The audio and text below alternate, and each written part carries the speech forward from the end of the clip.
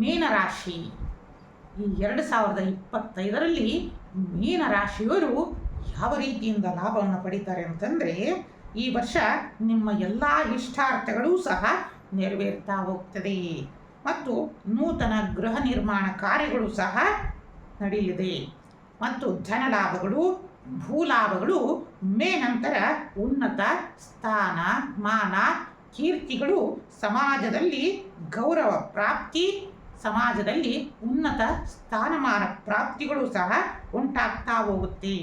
ಆದಷ್ಟು ನೀವು ಆರೋಗ್ಯದ ಕಡೆ ಗಮನವನ್ನು ವಹಿಸೋದು ಸೂಕ್ತ.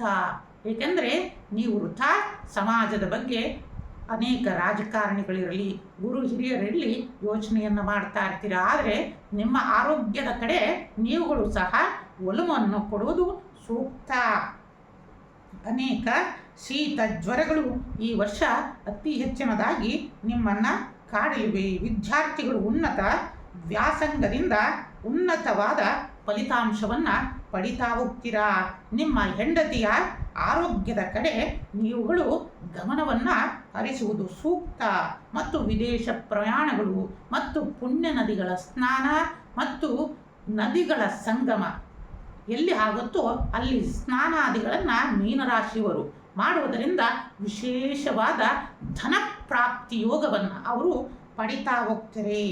ಮತ್ತು ಸಂತಾನ ಪ್ರಾಪ್ತಿಯಾಗುವುದು ಮತ್ತು ಆಸ್ತಿ ವಿಚಾರದಲ್ಲಿ ಲಾಭಗಳು ಉಂಟಾಗುವುದು ಮತ್ತು ಕೋರ್ಟು ಕಚೇರಿಯ ಕಾರ್ಯಗಳಲ್ಲಿ ಜಯಗಳು ಉಂಟಾಗುವುದು ಮತ್ತು ರಾಜಕಾರಣಿಗಳಿಗೆ, ಮೀನರಾಶಿಯ ರಾಜಕಾರಣಿಗಳಿಗೆ ಉನ್ನತವಾದ ಸ್ಥಾನ ಮಾನಗಳು ಸಹ ಅವರಿಗೆ ಪ್ರಾಪ್ತಿಯಾಗ್ತಾ ಹೋಗುತ್ತೆ.